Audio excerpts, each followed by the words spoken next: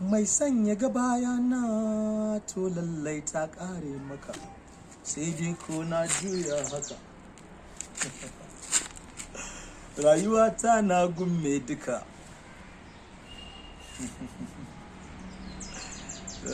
this is no waƙa. Let me think. Duk me kallon wani banza magana ce zan yi akan duk me kallon wani banza to ni ba banza bane duk me kallon wani a banza wallahi tallahi shi ma banza ne kwarai. Abin shanawa a cikin wannan waka fa kai gaskiya, duk wani mai kallon wani banza to fa shine banza, saboda babu wani banza. Allah ne ya halicce mu duka saboda yana son mu, kuma babu wani banza. Yawwa wannan shine gaskiya kai. The only civilian channel. Yeah, that's me bro. What's up? How you doing? You're just coming in. Alright, I'll come and join you right now. Yes. Duk mai son kallon wani banza, duk mai ganin wani a banza, shi ma banza ne. Shi ma banza ne. Ni dai duka kab gaba daya colleagues ina a masana'antar film ina ganin su da daraja, kuma wannan musu addu'a Allah ubangiji ya ba su ci gaba, Allah ya ɗaukaka mu baki da Allah ba mu arziki, Allah ya rufa mana asiri.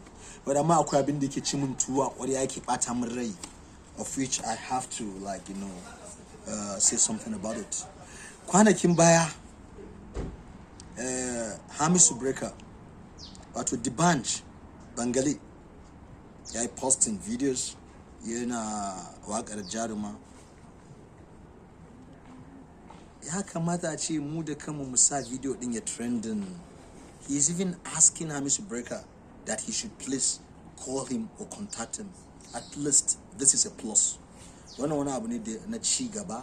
To amma abin da ya ban mamaki, yan uwanmu da muke masana'anta ba su mai da abin ya yi trending ba, saboda me? Saboda ai ci gaba ne ya zo. Yan uwanmu da yawa wannan ya samu wannan ɗaukaka, wannan ya samu wannan ci gaban, ba za ku yi posting ba, ba za ku wishing din su good ba. Kuma Allah yana son abu alkhairi ya zo ya samu dan wanka ka taya shi farin ciki, in na shari ne taya shi bakin ciki, sai ga kai ma Allah ya buɗa maka. Allah shine mai bayarwa, Allah shine mai bayarwa. Mun zo ba riga muka zo duniya, yau ga sutura a jikinmu, sai ga Allah ya bamu motoci, gidaje, waye duk a duniya muke samu wannan abu. Wannan shine abin da ya kamata a ce muna yi, mu dinga yin kokari muna supporting din mutanen mu. Let's support them. Sai dai kamar idan aka ce yau a cikin manyan stars ne wani abin kirki ya zo masa, let's say irin sarkin Kannywood, king of Kannywood Alinu, let's say Adam A. Zango, wani abin arziki ya zo masa, zai ga an yi ana ta reposting, riya kuke wallahi. Wasu idan ya zo musu bara ku faɗa ba, sai wa'annan yan uwan namu kadai, su ma sun san cewa ba dan Allah kuke son su ba, munafurci kuke yi. Wallahi sun sani ba dan Allah kuke son su ba, munafurci kuke yi. Wallahi mu dai muna kaunar su dan Allah, muna kaunar kowa dan Allah. Wanda ya ji zafi ya haƙuri, ya fi mana.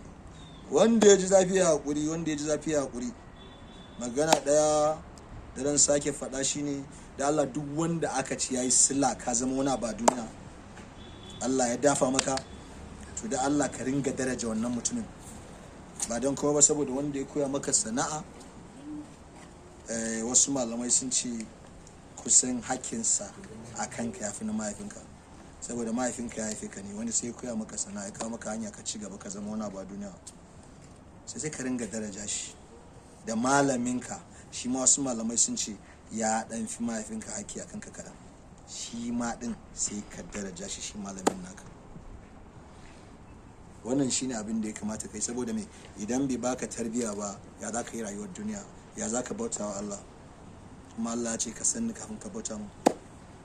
Wanda kuma ya koya maka sana'a, idan ba dan ya koya maka Allah ya dafa ba, ya za ka yi ka riƙe kanka a duniya? Wataƙila ka zama criminal, ko ki zama yar iska, ko ki zama karuwa, ko ki zama mutumiyar banza, ko ki zama yar maye, haka ne, ko ka zama barawo, ko ka zama dan fashi, ko ka zama beetle wanda injin ɗinsa yake baya, yan sunuka kenan. Haka ne mana, da gaske ne. Amma an baka tarbiya, an koya ma sana'a, sai ka gode da Allah da Annabi. Akwai wata actress din mu wanda tana respecting ni ma I respect her a lot. Junior din mu ce daga baya ta zo.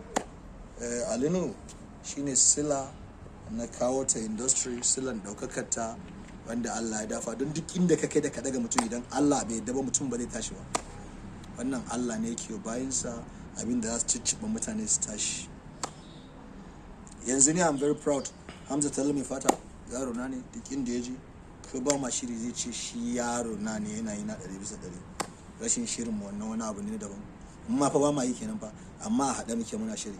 Haruna Talla mai fata zai faɗa mun samu damuwa amma kuma still muna shiri.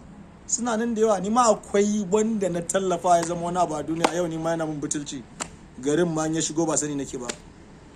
Garin Josin ba sani nake, balle iyali na sani. Kuma ba wani abu zan nema wajen shi ba fa. Saboda wajen Allah nake nema, kuma Allah ya rufa mun asiri. Na gode wa Allah saboda kalilan mata shi. Duk abinda Allah ya baka ka gode wa Allah, zai kara maka. Shi ma ce in ya baka gode ya kara maka. In ka dogara da bawa ka sha wahala. So wancan actress da nake magana ta akan ta, ki koma ki je ki samu mai gidanki Alinu sarkin Kanut, ki ba shi hakuri. Gyara kayan ka dai bai zama sauki mu raba ba. Dan yana so ya ce miki shira wannan hoto, a karki yi kaza, ga inda zaki rayuwa ki ga inda, sai ki je wai ke ki on following din shi, ki on following din shi har an kai wannan lokacin ki on following din shi. Menene rayuwa? Waye ke tukunna? Ina zaki je? Zaki zauna a duniya ne till eternity? Ƙarya kike yi. Ke mun ga wanda suka na zuwa irin su Michael Jackson ma sun zama bankrupt a duniya, sun dawo ba su da kusisi. Irin su Iron Mike Tyson suna nan da yawa, not to talk of manyan footballers da suka zama ba su da komai, irin Celestin Bayero waye da sauransu, irin su Ronaldinho su waye. Akwai lokacin da wani account ɗinsa ma na jin $5 aka samu kawai a ciki. What are you talking about? Do you think Allah da ya baki wasu abubuwa ba zai kwace lokaci da ba? Daukaka ne fa Allah yake bayarwa. In Allah ya ga dama daukakan da ya baka zai kwace shi within a very short period of time. Idan Allah ya ga dama ba ma daukakar ba, ranka ma sai ya dauka ya zama baka nan, ba a yi da kai, ba san ka ba, an manta da kai a duniya. Kai ko kallo kuka yi akan manyan superstars in my industry da yau ba sa nan a duniya, wannan kada yayi sai zama muku wani abu da zai zama darasi. Ni ina son ga mutum gaskiya, ko mutum zai jawo shi na san zuciya ba ta da kashi, kuma na san cewa wani lokaci za mu yi abu da ba za mu ji daɗi ba, ko ba haka ba ne? To yanzu Onazi dan ball ɗin Najeriya, abin kirki ne shiga tsakaninmu da shi. Tun yana yaro kankani abin kirki na shiga tsakaninmu da shi har ya girma. Onazi is a very good Christian, yana son musulmai sosai, amma duk shekara haka zai ɗauko moto ya ce ya kawo min kyauta. This is abin kirki ne wannan, bai manta da baya ba akan kowa nake magana ba, akan yar uwata ce wanda kin san ni mai kaunar ki ne, akan ki nake magana. Rahama SADAU ba, wallahi akan ki nake. Makarki dauke ni da gaba, dan ni ban dauke ki da gaba ba. Allah ya miki albarka, Allah ya saki ji shawara na, Allah ya saki canza, Allah ya samu dace, Allah ya saki gama duniya lafiya. Na gode sosai, na gode. Abinda ke wa yan uwanki da iyayenki na arziki, ubangiji Allah baki ladan haka. Sai an jima.